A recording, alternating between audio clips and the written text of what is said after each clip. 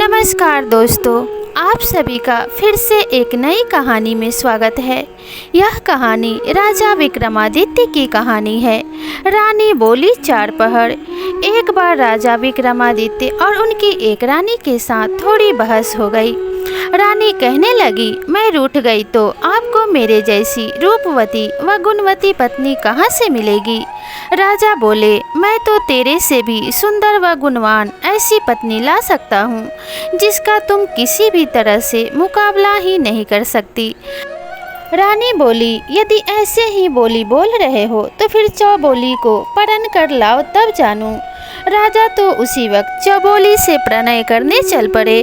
चौबोली बहुत ही सुंदर, रूपवती, गुणवान थी। हर राजा उससे प्रणय करने की इच्छा रखते थे, पर चौबोली ने भी एक शर्त रखी थी। जो व्यक्ति रात्रि के 4 प्रहरों में 4 बार उसके मुंह से बुलवा दे, उसी से वह शादी करेगी, और जो ना बुलवा सके उसे कैद। अब तक उसने 160 राजाओं को अपने प्रयास में विफल होने पर कैद में डाल दिया था। चौबोली ने अपने महल के आगे एक ढोल रखवा रखा था। जिसे भी उससे शादी करने का प्रयास करना होता था, वह आकर ढोल पर डंके की चोट मार सकता था। राजा विक्रमादित्य भी वहां पहुंचे और ढोल पर जोरदार चोट मारकर चौबोली को आने की सूचना दी। चौबोली ने साया में राजा को अपने महल में बुला लिया और उसके सामने 16 श्रृंगार कर आकर बैठ गई। राजा ने वहां आने से पहले अपने 4 वीर को अदृश्य हो सकते थे व रूप बदल सकते थे, उनको अपने साथ ले लिया था और उन्हें समझा दिया था कि उसके साथ चौबोली के महल में रूप बदल कर छुप जाएं। राजा चौबोली के सामने बैठ गए। चौबोली तो बोली ही नहीं, ऐसे ही चुपचाप बैठी जैसे पत्थर हो। पर राजा भी आखिर राजा विक्रमादित्य थे।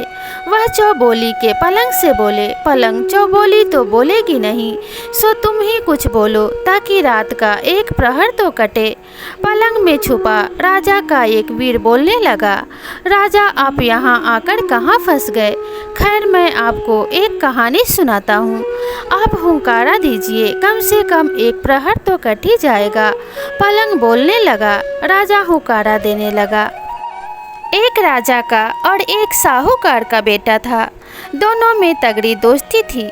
सोते भी साथ में, खेलते भी साथ में आते जाते, एक पल भी दूसरे से दूर नहीं होते थे। दोनों ने आपस में तय भी कर रखा था कि वे दोनों कभी अलग नहीं होंगे। दोनों की शादी भी हो चुकी थी और दोनों की ही पत्नियां मायके बैठी थी। एक दिन साहूकार अपने बेटे से बोला कि बेटे, तेरी बहू मायके में बैठी है, जवान है, उसे ज़्यादा दिन वहाँ नहीं छोड़ा जा सकता, सो जा और उसे ले आ। बेटा बोला, बापू आपका हुक्म सिर माथे पर जाऊँ कैसे। मैंने तो कुंवर से वादा कर रखा है कि उसे छोड़कर कहीं अकेला नहीं जाऊँगा। साहूकार ने सोचते हुए कहा, बेटे तुम दोनों ने ऐसी ही मित्रता है तो एक काम कर, राजा के बेटे को भी अपने ससुराल साथ ले जा, पर एक बात का ध्यान रखना, तेरे ससुराल में उसकी खातिर उसकी प्रतिष्ठा के हिसाब से बड़े आव भगत से होनी चाहिए। आखिर दोनों मित्र साहूकार के बेटे के ससुराल चल दिए। रास्ते में राजा का बेटा तो बड़ी मस्ती से व मजाक करता चल रहा था और साहूकार का बेटा बड़ी चिंता में चल रहा था। पता नहीं ससुराल वाले कुंवर की कैसी खातिर करेंगे, यदि कोई कमी रह गई तो कुंवर क्या सोचेगा, आदि आदि। चलते चलते रास्ते में एक देवी का मंदिर आया जिसके बारे में ऐसी मान्यता थी कि वहाँ देवी के आगे जो मनोरथ मांगो पूरा हो जाता है। कोढ़ियों की कोढ़ मिट जाती है, पुत्रहीनों को पुत्र मिल जाते हैं। साहूकार के बेटे ने भी देवी के आगे जाकर प्रार्थना की, हे देवी माँ, ससुराल में मेरे मित्र की खातिर व आदर सत्कार वैसा ही हो जैसे मैंने मन में सोच रखा है। यदि मेरे मन की यह मुराद पूरी हुई तो वापस आते वक्त मैं अपना मस्तक काटकर आपके चरणों में अर्पित कर दूंगा। ऐसी मनोकामना कर वह अपने मित्र के साथ आगे बढ़ गया और ससुराल पहुंच गया। ससुराल वाले बहुत बड़े साहूकार थे। उनकी कई शहरों में कई दुकानें थीं, विदेश से भी व्यापार करते थे। इसके लिए उनके पास अपने जहाज थे, पैसे वाले तो थे ही, साथ ही दिलदार भी थे। उन्होंने दामाद के साथ आए राजा कुंवर को देखकर ऐसी मान मनुहार व आदर सत्कार किया कि उसे देखकर राजा का कुंवर बहुत भौचक्का रह गया। ऐसा सत्कार तो उसने कभी देखा ही नहीं था। दोनों 10 दिन तक वहाँ रहे। उसके बाद साहूकार के बेटे की वधू को लेकर वापस चले। रास्ते में राजा का बेटा तो वहाँ की ये आदर सत्कार की प्रशंसा करता रहा। साहूकार के बेटे ने जो मनोरथ किया था वो पूरा हो गया। रास्ते में देवी का मंदिर आया तो साहूकार का बेटा रुका, बोला आप चलें, मैं दर्शन कर आता हूँ। राजा का बेटा बोला मैं भी चलूं, दोनों साथ साथ दर्शन कर लेंगे। साहूकार का बेटा बोला नहीं, मैं अकेले दर्शन करने की मन्नत मांगी है, इसलिए आप यहीं रुक जाइए। साहूकार का बेटा मंदिर में गया और अपना सिर काट कर देवी के चरणों में चढ़ा दिया। राजा के कुंवर ने काफ़ी देर तक इंतजार किया, फिर साहूकार का बेटा नहीं आया तो वह भी मंदिर में जा पहुंचा। आगे देखा तो अपने मित्र का सिर कटा हुआ एक तरफ पड़ा था और धड़ एक तरफ। कुंवर के पैरों तले तो धरती ही खिसक गई। ये क्या हो गया? अब मित्र की पत्नी और उसके पिता को क्या जवाब दूंगा? कुंवर सोच में पड़ गया कि इस तरह बिना मित्र के घर जाएंगे तो लोग क्या क्या सोचेंगे।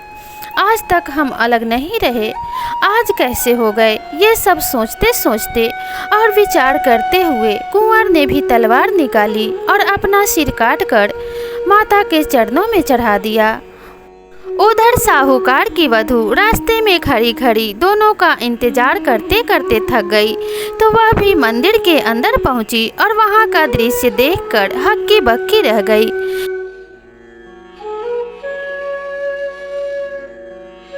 दोनों मित्रों के सिर कटे 100 पड़े थे। मंदिर में लहू बह रहा था। वह सोचने लगी कि अब उसका क्या होगा, कैसे ससुराल में बिना पति के जाकर अपना मुंह दिखाएगी, लोग क्या क्या कहेंगे। यह सोच उसने भी तलवार उठाई और जोर से अपने पेट में मारने लगी। तभी देवी माँ ने प्रकट होकर उसका हाथ पकड़ लिया। साहूकार की बहू देवी माँ से बोली, हे देवी, छोड़ दे, मुझे मरने दे। इन दोनों का आपने भक्षण कर लिया है, अब मेरा भी कर लो। देवी ने कहा, तलवार नीचे रख दे और दोनों के सिर उठाकर इनके धड़ पर रख दे, अभी दोनों को पुनर्जीवित कर देती हूँ। साहूकार की वधू ने झट से दोनों के सिर उठाए और धड़ों के ऊपर रख दिए। देवी माँ ने अपने हाथ से उन पर एक किरण छोड़ी और दोनों जीवित हो उठे। देवी अंतर्ध्यान हो गई, पर एक गड़बड़ हो गई। साहूकार की बहू ने जल्दबाजी में साहूकार का सिर कुंवर की धड़ पर और कुंवर का सिर साहूकार के धड़ पर रख दिया था। अब दोनों विचार में पड़ गए कि अब क्या होगा, अब ये किसकी पत्नी होगी, सिर वाले की या धड़ वाले की। पलंग बोला, हे राजा विक्रमादित्य, आप न्याय के लिए प्रसिद्ध हैं, अतः आप ही न्याय करें, अब वह किसकी पत्नी होगी। राजा बोले, इसमें पूछने वाली कौन सी बात है, वह महिला धड़ वाले की ही पत्नी होगी। यह सुनते ही चौबोली गुस्से में भरकर बोली, वाह राजा वाह, बहुत बढ़िया न्याय करते हो, धड़ से क्या लेना देना, पत्नी तो सिर वाले की ही होगी, सिर बिना धड़ का क्या मोल। राजा बोला, आप जो कह रही हैं वही सत्य है, बजा रे ढोली ढोल। चौबोली बोली, पहला बोल, और ढोली ने ढोल पर जोरदार डंका दे मारा। अब राजा ने चौबोली के कक्ष में रखे पानी के मटके को बतलाया, हे मटके, एक प्रहर तो पलंग ने काट दी, अभी भी रात के 3 प्रहर बचे हैं, तुम भी कोई बात बताओ ताकि कुछ समय तो कटे। मटका बोलने लगा, राजा होकार देता गया, एक समय की बात है, एक राजा का बेटा और एक साहूकार का बेटा बचपन से ही बड़े अच्छे मित्र थे, साथ में रहते, साथ खेलते, साथ खाते पीते। एक दिन उन्होंने बचपने व नादानी में आपस में एक वचन किया कि जिसकी शादी पहले होगी वह अपनी पत्नी को सुहाग रात को अपने मित्र के पास भेजेगा। समय बीता और बात आई गई हो गई। समय के साथ दोनों मित्र बड़े हुए तो साहूकार ने अपने बेटे का विवाह कर दिया। साहूकार की बहू घर आ गई। सुहाग रात का समय बहू रमझम कर 16 श्रृंगार किए अपने शयन कक्ष में घुसी। आगे देखा साहूकार का बेटा उसका पति मुंह लटकाए उदास बैठा था। साहूकारनी बड़ी चतुर थी। अपने पति की यह हालत देख बड़े प्यार से हाथ जोड़कर बोली, क्या बात है नाथ, क्या आप मेरे से नाराज हैं? क्या मैं आपको पसंद नहीं हूँ, या मेरे माँ बाप ने शादी में जो दिया वह आपको पसंद नहीं है? मैं जैसी भी हूँ आपकी सेवा में हाजिर हूँ। आपने मेरा हाथ थामा है, मेरी लाज बचाना अब आपके हाथ में है। साहूकार बोला, ऐसी बात नहीं है, मैं धर्म संकट में फंस गया हूँ। बचपन में मैंने नादानी के चलते अपने मित्र राजा के कुंवर से एक वचन कर लिया था, जिसे ना निभा सकता हूँ और ना तोड़ सकता हूँ। अब क्या करूँ समझ नहीं आ रहा, और ना ही वचन के बारे में बताना आ रहा। ऐसा क्या वचन दिया है आपने, कृपया मुझे बताएं। यदि आपने कोई वचन दिया है तो उसे पूरा भी करेंगे, मैं भी आपका इसमें साथ दूंगी। साहूकार के पुत्र ने अपने पत्नी को ना चाहते हुए भी बचपन में किए हुए वचन की कहानी सुनाई। पत्नी बोली, हे नाथ चिंता ना करें, मुझे आज्ञा दीजिए, मैं आपका वचन भी निभा लूंगी और अपना धर्म भी बचा लूंगी। ऐसा कह पति से आज्ञा ले साहूकार की पत्नी 16 श्रृंगार किए कुंवर के महल की ओर चली। रास्ते में उसे चोर मिले। उन्होंने गहनों से लदी साहूकार की पत्नी को लूटने के इरादे से रोक लिया। साहूकारनी चोरों से बोली, अभी मुझे छोड़ दीजिए, मैं एक जरूरी कार्य से जा रही हूँ। वापस आकर सारे गहने जेवरात उतार कर आपको दे दूँगी, ये मेरा वादा है। पर अभी मुझे मत रोकिए, जाने दीजिए।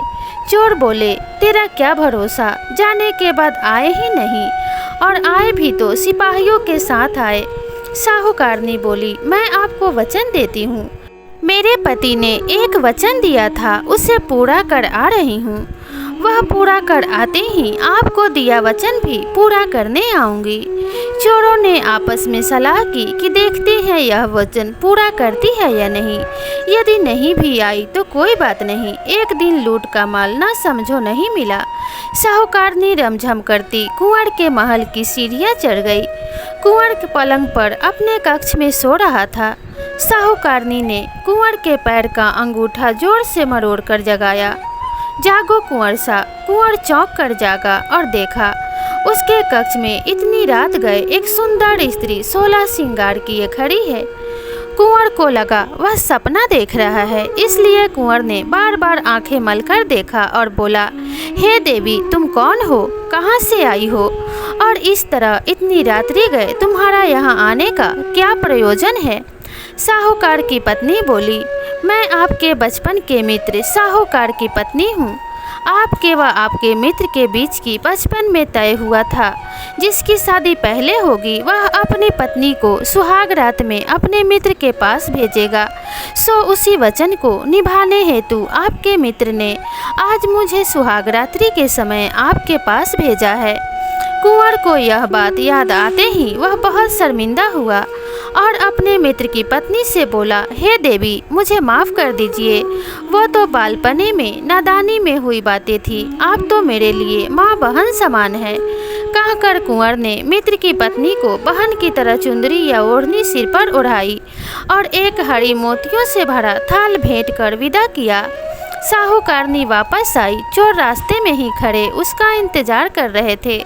उसे देख आपस में चर्चा करने लगे, ये औरत है तो जबान की पक्की। साहूकारनी ने चोरों के पास आकर बोला, यह हीरो मोतियों से भरा थाल रख लीजिए, ये तुम्हारे भाग्य में ही लिखा था, और मैं भी अपने गहने उतार कर भी आपको दे देती हूँ। कहकर साहूकारनी ने अपने एक एक कर सभी गहने उतारने लगी। चोरों को यह देख बड़ा आश्चर्य हुआ और पूछने लगे, पहले ये बता कि तू गई कहाँ थी, और ये हीरो का थाल भला तुम्हें किसने दिया? साहूकारनी ने पूरी बात विस्तार से चोरों को बताई। सुनकर चोरों के मुंह से निकला, धन्य है ऐसी औरत जो अपने पति का वचन निभाने कुंवर जी के पास चली गई, और धन्य है कुंवर जी जिन्होंने इसकी मर्यादा की रक्षा व आदर करते हुए इसे अपनी बहन बना इतने महंगे हीरे भेंट किए। ऐसी चरित्रवान और धर्म पर चलने वाली औरत को हमें भी बहन मानना चाहिए। और चोरों ने भी उसे बहन मान उसका सारा धन लौटाते हुए उनके पास जो थोड़ा बहुत धन लूटा हुआ था उसे भी भेंट कर उसे सुरक्षित उसके घर तक पहुंचा दिया। अब मटकी राजा से बोली, हे राजा विक्रमादित्य, आपने बहुत बड़े बड़े न्याय किए हैं, अब बताइए इस मामले में किसकी भल मनसाहत होगी, चारों चोरों की या कुंवर की? राजा बोला, यह तो साफ है कि कुंवर की भल मनसाहत ज्यादा बड़ी है। इतना सुनते ही चौबोली को गुस्सा आ गया और वह गुस्से में राजा से बोली, अरे राजा, तेरी अकल कहाँ गई? क्या ऐसे ही न्याय करके तू लोकप्रिय हुआ है? सुन, इस मामले में चोर बड़े भले मानस निकले। जब साहूकारनी चोरों को वचन के मुताबिक इतना धन दे रही थी, फिर भी चोरों ने उसे बहन बना पास में जो था वह भी दे दिया, इसलिए चोरों की भल मनसाहत ज़्यादा बड़ी है। राजा बोला, चौबोली ने जो न्याय किया है वह खरा है। बजा रे ढोली ढोल, चौबोली बोली दूजो बोल। और ढोली ने नगाड़े पर जोर से डंका दे मारा। अब राजा चौबोली के महल की खिड़की से बोला, 2 घड़ी रात को कट गई, अब तुम ही कोई बात कहो ताकि तीसरा पहर कट सके। खिड़की बोली, ठीक है राजा, आपका हुक्म सिर माथे पर। मैं आपको एक कहानी सुना रही हूँ, आप हुंकारा देते जाना। खिड़की राजा को कहानी सुनाने लगी। एक गांव में एक ब्राह्मण व एक साहूकार के बेटे के बीच बहुत गहरी मित्रता थी। जब वे जवान हुए, एक दिन ससुराल अपनी पत्नियों को लेने एक साथ रवाना हुए। कई दूर रास्ता काटने के बाद आगे दोनों के ससुराल के रास्ते अलग अलग हो गए, अतः अलग अलग रास्ता पकड़ने से पहले दोनों ने सलाह मशवरा किया कि वापसी में जो यहाँ पहले पहुँच जाए वो दूसरे का इंतजार करे। ऐसी सलाह कर दोनों ने अपने ससुराल का रास्ता पकड़ा। साहूकार के बेटे के साथ एक नाई भी था। ससुराल पहुंचने पर साहूकार के साथ नाई को देखकर एक बुजुर्ग महिला ने अन्य महिलाओं को सलाह दी कि जवाई जी के साथ आए नाई की खातिर में कहीं कोई कमी न रह जाए, वरना यह हमारी बेटी के ससुराल में जाकर बहुत उल्टी सीधी बातें करेगा और इसकी बढ़िया खातिर करेंगे तो यह वहां जाकर हमारी तारीफें पूरे गांव में बांधेगा, इसलिए इसकी खातिर में कोई कमी ना रहे। बस फिर क्या था, घर की बहू बेटियों ने बुढ़िया की बात को पकड़ नाई की पूरी खातिरदारी शुरू कर दी। वे अपने जवाई को पूछे या ना पूछे, पर नाई को हर काम में पहले पूछे। खाना खिलाना तो पहले नाई, बिस्तर लगाना तो पहले नाई का लगे। साहूकार का बेटा अपनी ससुराल में मायूस और नाई उसे देख अपनी मूछें मरोड़े। यह देख मन ही मन दुखी हो साहूकार के बेटे ने वापस जाने की जल्दी की। ससुराल वालों ने भी उसकी पत्नी के साथ उसे विदा कर दिया। अब रास्ते में नाई साहूकार का पुत्र का मजाक उड़ाते चल रहा था। ससुराल में नाई की इज्जत ज़्यादा रही कि जवाई की। जैसे जैसे नाई ने डायलॉग बोले, साहूकार का बेटा मन ही मन जल भून रहा था, पर नाई को इससे क्या फर्क पड़ने वाला था। उसने तो अपनी डायलॉग बाजी जारी रखी। ऐसे ही चलते चलते काफ़ी रास्ता कट गया। आधे रास्ते में साहूकार के बेटे ने इसी मनुहार वाली बात पर गुस्सा कर अपनी पत्नी को छोड़ नाई को साथ ले चल दिया। इस तरह बीच रास्ते में छोड़ देने पर साहूकार की बेटी बहुत दुखी हुई और उसने अपना रथ वापस अपने मायके की ओर मोड़ लिया, पर वह रास्ता भटक कर किसी और अनजाने नगर में पहुंच गई। नगर में घुसते ही एक मालन का घर था। साहूकारनी ने अपना रथ रोका और कुछ धन देकर मालन से उसे अपने घर में कुछ दिन रहने के लिए मना लिया। मालन अपने बगीचे के फूलों से माला आदि बनाकर राजमहल में देती थी। अब मालन फूल तोड़ लाए और साहूकारनी नित नए नए डिजाइन के गजरे, मालाएं आदि बनाकर उसे राजा के पास ले जाने हेतु दे देती थी। एक दिन राजा ने मालन से पूछा कि आजकल फूलों के ये इतने सुंदर डिजाइन कौन बना रहा है? तुझे तो ऐसे बनाने नहीं आते। मालन ने राजा को बताया, हुकुम, मेरे घर एक स्त्री आई है, बहुत ही गुणवती है, वही ऐसी सुंदर कारीगरियां जानती है। राजा ने हुक्म दिया कि उसे हमारे महल में हाजिर किया जाए। अब क्या करें, साहूकारनी ने बहुत मना किया, पर राजा का हुक्म कैसे टाला जा सकता था। सो साहूकारनी को राजा के सामने किया गया। राजा तो उस रूपवती को देखकर आसक्त हो गया। ऐसी सुंदर नारी तो उसके महल में कोई नहीं थी। सो राजा ने हुक्म दिया कि इसे महल में भेज दिया जाए। साहूकारनी बोली, हे राजन, आप तो गांव के मालिक होने के नाते मेरे पिता समान हैं। मेरे ऊपर कुदृष्टि मत रखिए और छोड़ दीजिए। पर राजा कहाँ मानने वाला था, नहीं माना। अतः साहूकारनी बोली, आप मुझे सोचने हेतु 6 माह का समय तो दे दीजिए।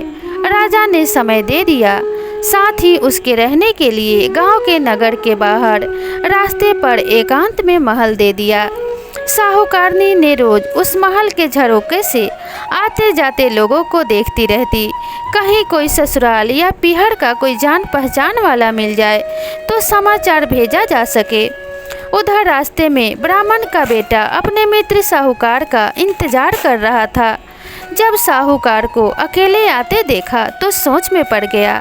उसने अपने पास आते ही साहूकार के बेटे से उसके पत्नी के बारे में पूछा तो साहूकार के बेटे ने पूरी कहानी ब्राह्मण पुत्र को बताई। ब्राह्मण ने साहूकार को खूब खरी खोटी सुनाई कि बावली पूछ किनाई, खातिर ज्यादा हो गई तो इसमें उसकी क्या गलती थी। ऐसे कोई पत्नी को छोड़ जा सकता है क्या। और दोनों उसे लेने वापस चले। तलाश करते करते वे दोनों भी उसी नगर में पहुँचे। साहूकारनी ने महल के झरोके से दोनों को देख लिया तो बुलाने के लिए आदमी भेजा। मिलने पर ब्राह्मण के बेटे ने दोनों में सुलह कराई। राजा को भी पता चला कि उसका ब्याहता आ गया तो उसने भी उसे अपने पति के साथ जाने की इजाज़त दे दी और साहूकार पुत्र अपने पत्नी को लेकर घर आ गया। कहानी पूरी कर खिड़की ने राजा से पूछा, हे राजा, आपके न्याय की प्रतिष्ठा तो 7 समंदर दूर तक फैली है। अब आप बताएं कि इस मामले में भलमनसाहत किसकी, साहूकार या साहूकारनी की। राजा बोला, इसमें तो साफ भलमनसाहत तो साहूकार के बेटे की, जिसने छोड़ी पत्नी को वापस अपना लिया। इतना सुनते ही चौबोली के मन में तो मानो आग लग गई। उसने राजा को फटकारते हुए कहा, अरे अधर्मी राजा, क्या तू ऐसे ही न्याय कर प्रसिद्ध हुआ है। साहूकार के बेटे की इसमें कौन सी भलमनसाहत। भलमनसाहत तो साहूकार की पत्नी की थी, जिसे निर्दोष होने के बावजूद साहूकार ने छोड़ दिया था और उसे रानी बनने का मौका मिलने के बावजूद वह नहीं मानी और अपने धर्म पर अडिग रही। धन्य है ऐसी स्त्री। राजा बोला, हे चौबोली जी, आपने जो न्याय किया है वही न्याय है। बजा रे ढोली ढोल, चौबोली बोली तीजो बोल। और ढोली ने नगाड़े पर जोर से ढे ढे 3 ठोक दी। इस तरह 3 प्रहर कटने पर और 3 बार चौबोली के मुंह से बोल बुलवाने में राजा विक्रमादित्य सफल रहे और चौबोली भी पहले से ज़्यादा सतर्क हो गई कि अब चौथी बार नहीं बोलना है। राजा ने चौबोली के हार को बतलाया कि हे हार, किसी तरह 3 प्रहर तो कट गए, अब चौथा प्रहर तुम कोई कहानी सुनाकर पूरा करवा दे। हार कहानी सुनाने लगा। एक ब्राह्मण कुमार, एक सुनार, एक दर्जी, एक हाथी, 4 मित्र थे। चारों एक दिन आपस में सलाह कर कमाने के लिए एक दूसरे के साथ दूसरे प्रदेश में रवाना हुए। पूरे दिन चलने के बाद एक जगह वे रात्रि में विश्राम करने के लिए रुके। चारों ने फिर सलाह की कि कहीं ऐसा नहीं हो कि रातों रात सोते समय हमारा कोई सामान चुरा ले जाए। सो एक एक कर रात में बारी बारी से पहरा लगाते हैं। सबसे पहले पहरे पर खाती बैठा। क्योंकि दिन भर पैदल चलने के कारण थका हुआ था, सो थोड़ी देर में ही नींद आने लगी, पर वह सो कैसे सकता था। खादी ने नींद भगाने के लिए पानी से मुंह धोया और इधर उधर देखा तो उसे एक लकड़ी का टुकड़ा पड़ा दिखाई दिया। उसने समय बिताने व नींद न आए इसके लिए उस लकड़ी के टुकड़े को ले अपने औजारों से तराश कर एक पुतली बना दी। साथ ही उस पुतली के हाथों में चूड़ियाँ भी गढ़कर पहना दी। इतनी देर में एक प्रहर बीत गया। अब दर्जी की पहरा देने की बारी आई। दर्जी ने उठकर मुंह धोया और इधर उधर देखा तो उसे खादी की बनाई लकड़ी की पुतली दिखाई दी। दर्जी ने अपना सुई धागा लिया और समय व्यतीत करने के लिए उस पुतली के कपड़े सिलकर उसे पहना दिए। तब तक दूसरा प्रहर भी खत्म हो गया। अब तीसरा प्रहर होते ही सुनार पहरे के लिए उठा। हाथ मुंह धोकर जैसे ही वह पहरे के लिए बैठा, उसे भी वह कपड़े पहने हुए लड़की की सुंदर पुतली दिखाई दी। तो वह झट से उस पुतली के लिए गहने बनाने के लिए अपने औजार लेकर जुट गया और तीसरा प्रहर खत्म होते ही उसने गहने बनाकर उस पुतली को पहना दिए। अब चौथे प्रहर के लिए पहरा देने का ब्राह्मण उठा और पहरा देने लगा। थोड़े ही देर में ब्राह्मण की नज़र भी उस सुंदर कपड़े व गहने पहने लड़की की पुतली पर पड़ी तो उसने झट से उठाकर एक जगह रखा और मंत्र पढ़कर उसमें प्राण डाल दिए। अब तो पुतली एक सुंदर रमझम करती सुंदर कपड़े व गहने पहने स्त्री बन गई। अब सुबह होते ही वे चारों आपस में लड़ने लगे। एक कहे कि ये मेरी पत्नी बनेगी, दूसरा कहे कि मेरी बनेगी, इस पर मेरा हक है। अब हार बोला, हे राजा विक्रमादित्य, आपका न्याय तो जग प्रसिद्ध है, अतः आप ही न्याय कीजिए कि वह किसकी पत्नी हुई। राजा बोला, ये तो सीधी सी बात है। ब्राह्मण ने उस पुतली में प्राण डालकर उसे स्त्री बनाया तो वह उसी की होगी ना। इतना सुनते ही चौबोली गुस्से में कड़क कर बोली, लानत है तेरे न्याय पर राजा। ब्राह्मण ने उस पुतली में प्राण डाले मतलब उसे जन्म दिया, अतः वह उसका पिता हुआ। कोई भी स्त्री पत्नी तो उसकी होती है जो उसके हाथों में चूड़ियाँ पहनाता है। इस तरह वो स्त्री खादी की पत्नी हुई क्योंकि उसके हाथों में चूड़ियाँ उसी ने पहनाई थी। राजा बोला, शाबाश चौबोली जी, आपने बहुत बढ़िया न्याय व सही न्याय किया। बजा रे ढोली ढोल, चौबोली बोलो चौथो बोल। सुनते ही ढोली ने जोर जोर से 4 बार ढोल पर दे मारा। इस तरह चौबोली चारों पहरों में बोलकर हार गई और राजा विक्रमादित्य जीत गए। दोनों की शादी हो गई और चौबोली ने अपने बंदी गृह में बंद पहले सभी राजाओं को आज़ाद कर उनको सम्मान सहित उनका राजपाट उन्हें दे दिया और खुद राजा विक्रमादित्य के साथ चल पड़ी। इस प्रकार से राजा विक्रमादित्य जीत गए और उनका विवाह रानी चौबोली से हुआ। यहाँ पर यह कहानी समाप्त होती है। प्रिय दर्शकों, आपको यह कहानी कैसे लगी और आपने इस कहानी से क्या सीखा, हमें कमेंट करके ज़रूर बताइएगा। और इसी तरह की ज्ञानवर्धक कहानियों के लिए मेरे चैनल को ज़रूर सब्सक्राइब कीजिएगा। साथ में लगे बेल आइकन को भी प्रेस कर लीजिएगा ताकि आने वाले वीडियोस के नोटिफिकेशन सबसे पहले आपको मिल सके। तो मिलते हैं इसी तरह की नई कहानी के साथ, तब तक के लिए नमस्कार।